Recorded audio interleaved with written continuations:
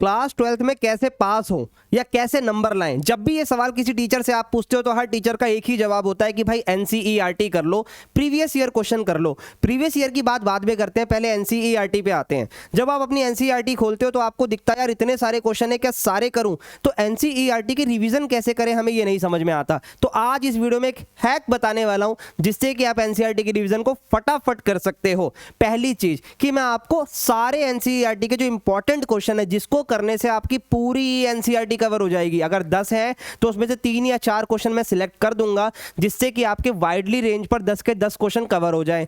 दूसरी चीज, कई बार क्या होता है सर सॉल्यूशन में दिक्कत आती है, सॉल्यूशन ही नहीं है मेरे पास। तो भाई अगर आप लोगों ने क्लास नोटबुक, स्कूल नोटबुक बना रखी है, सॉल्यूशन कर रखे हैं तो बहुत बढ़िया। अगर फिर भी कोई दिक्कत आती है तो उसके लिए भी प्रॉपर इंतजाम कर दिया है, क्योंकि मुझे भी पता है बार बार फोन उठाकर एक चीज करने से अच्छा है कि अगर एक ही क्लिक पर सारी चीज अवेलेबल हो जाए तो कितना बढ़िया रहता है। तो भाई इसी वीडियो के अंदर मैं सारी बातें आपसे करने वाला हूं। सबसे पहले तो मुझे यह पता होना चाहिए कि भाई एनसीईआरटी के अंदर कौन से ऐसे क्वेश्चंस हैं जो सबसे ज्यादा जरूरी हैं। बहुत ध्यान से सुनिएगा, प्रॉपर एक्सेल के साथ मैं आपसे बात करने वाला हूं, ठीक है? तसल्ली से सुनो एक एक चीज। देखो भाई, सबसे पहले ना कुछ चैप्टर के अंदर चीजें फिक्स हैं, जैसे रिलेशन एंड फंक्शन। हर साल का रिकॉर्ड रहा है इस क्वेश्चन में कि भाई इस चैप्टर की बात जब भी होगी तो नंबर ऑफ वाले क्वेश्चन एमसीक्यू में देखने को मिलते हैं। अभी सर नंबर ऑफ क्या है? Number of one function, number of reflexive relation, onto function, equivalence, ये सब के बारे में हमें पता होना चाहिए, बेसिक कॉन्सेप्ट क्लियर होना चाहिए। उसके बाद रिलेशन का ये वाला क्वेश्चन कि भाई x minus Y is divisible by 4, इस तरीके का जो क्वेश्चन होता है ये बार बार एग्जाम में आता है, ठीक है? इसके बाद फंक्शन की अगर मैं बात करूं तो इस तरीके से क्वेश्चन होता है और प्रूफ करने के लिए बोलता है कि 1 1 और ऑन टू प्रूफ करो।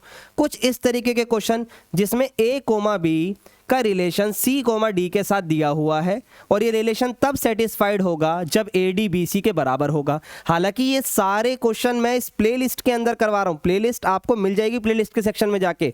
जब ये चैप्टर में रिलेशन फंक्शन पढ़ाऊंगा तो ये सारे क्वेश्चन मैं कवर करवाऊंगा, लेकिन अभी मैं आपको बता रहा हूं कि ये क्वेश्चन आप कैसे कर सकते हो, ठीक है? आगे बढ़ते हैं, ध्यान से सुनिएगा। इसके बाद आता है इनवर्स ट्रिग्नोमेट्री फंक्शन। इसके लिए मैं आपको सलाह दूंगा कि भाई डोमेन रेंज तो आपको आनी ही चाहिए, प्लस प्रीवियस ईयर के 1 या 2 साल के क्वेश्चनों का पैटर्न देख लो, क्योंकि चीजें थोड़ी सी बदल रही हैं इसके अंदर। और ग्राफ जरूर पढ़ लेना, कई बार 2 नंबर में ग्राफ पूछ लेता है। फिर अभी मैट्रिक्स एंड डिटर्मिनेंट के अंदर बात करें, मैट्रिक्स की ज़्यादा बात नहीं करेंगे क्योंकि जब बुक से कर लोगे बात बन जाएगी, प्रीवियस ईयर में करवा ही रहा हूँ। बात आती है फिर डिटर्मिनेंट की।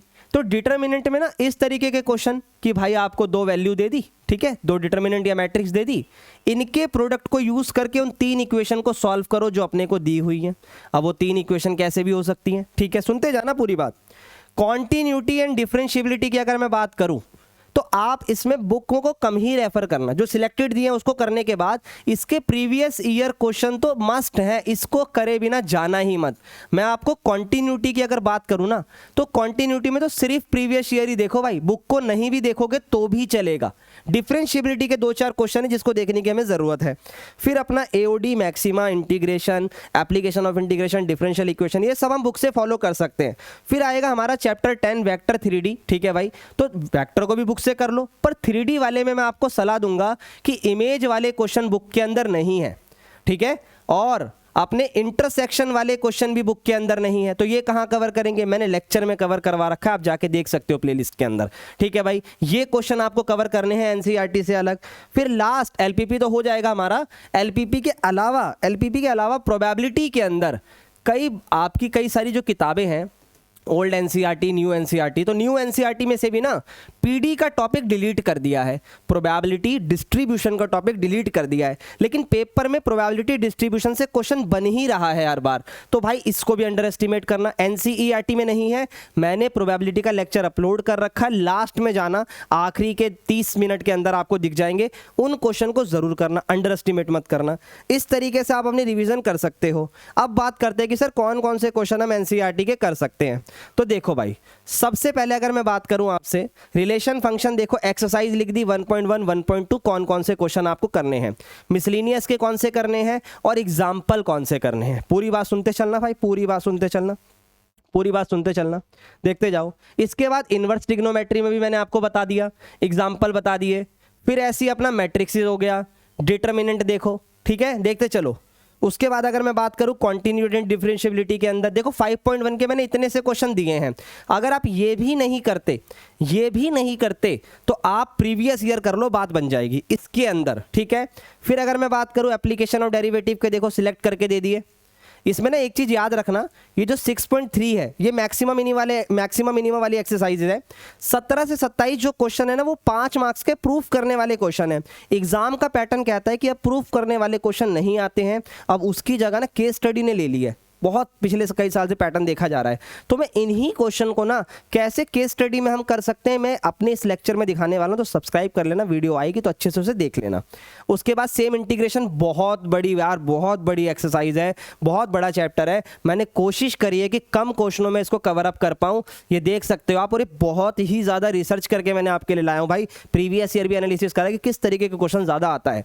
हर चीज़ कवर हो जाएगी अपना इतना करने के बाद। एग्जाम्पल को अंडर एस्टिमेट मत करना, ये जरूर करने हैं। अभी सॉल्यूशन पे भी आ रहा हूं, सेम विथ 8 चैप्टर में थोड़ा प्रीवियस ईयर आपको देखना पड़ेगा। 9, 10, 11, 12, 13 एवरीथिंग इज हियर। बस 13 के अंदर अगर आप देखोगे तो 13.3 तक ही लिखा हुआ है, लेकिन अभी मैंने आपको कहा इसमें प्रोबेबिलिटी डिस्ट्रीब्यूशन भी करना है, जो कि हमारे पास है नहीं। और ये पूरी की पूरी जो चीजें हैं ना, नई वाली एनसीईआरटी आप देख सकते हो। जब यहां में डिलीट की बात कर रहा हूं तो पुरानी वाली एनसीईआरटी की बात नहीं कर रहा हूं, लेटेस्ट एनसीईआरटी की बात कर रहा हूं। उसके अंदर ये सारी चीजें आपको मिलने वाली है। अब बात करता हूं सर सॉल्यूशन कहां मिलेंगे। देखो भाई मैंने आपकी लिस्ट लगा रखी है चैप्टर के साथ। किसके साथ लगा रखी है? चैप्टर के साथ। चैप्टर 1, चैप्टर 2, चैप्टर 3, चैप्टर 4 ऐसे बिल्कुल लिखा हुआ है, देख सकते हो आप। अब जैसे इसमें कोई भी आप एक चैप्टर उठा लो, कोई भी इंटीग्रेशन उठा लिया मैंने, मान लो, देखो यहां पर इंटीग्रेशन खोला आपने, ठीक है। ये देखो क्वेश्चन नंबर 1 आंसर, ठीक है, देखते जाना।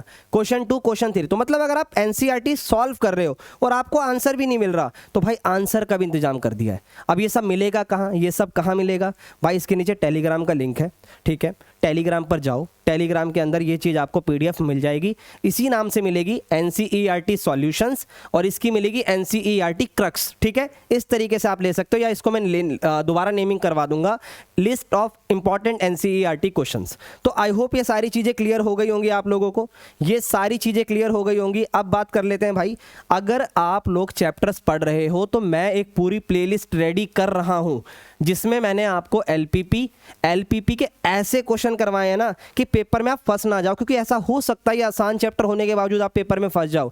अगर आप एनसीईआरटी भी फॉलो नहीं कर पा रहे ज़्यादा, तो 50% एनसीईआरटी को फॉलो कर लो और सिर्फ मेरा लेक्चर देख लो। आई अश्योर, मैं अपने ऊपर भरोसा करके आपको बता रहा हूँ कि आप एक बार लेक्चर देखो, सिर्फ एक लेक्चर देखो, उसके बाद आप मुझे बताना कि हाँ सर कॉन्सेप्ट क्लियर हुए या नहीं हुए, क्वेश्चनों में मज़ा आया या नहीं आया। एलपीपी कवर हो गई है, प्रोबेबिलिटी कवर कर दी है, वेक्टर कवर कर दिया है, 3D कवर कर दिया है, और भी सारे चैप्टर डे बाय डे में कवर कर रहा हूं, और भी अच्छी अच्छी चीजें करवाने वाला हूं भाई। साथ में जुड़े रहो, कमेंट करो किसी और चीज की डिमांड है कि सर ये चीज नहीं समझ में आ रही, इंपॉर्टेंट एग्जाम्पलर बता दो, इंपॉर्टेंट प्रीवियस ईयर बता दो, वो भी मैं लिख कर ले आऊंगा। बस इस वीडियो में इतना ही, मिलते हैं अगली वीडियो में। Bye bye and take care guys.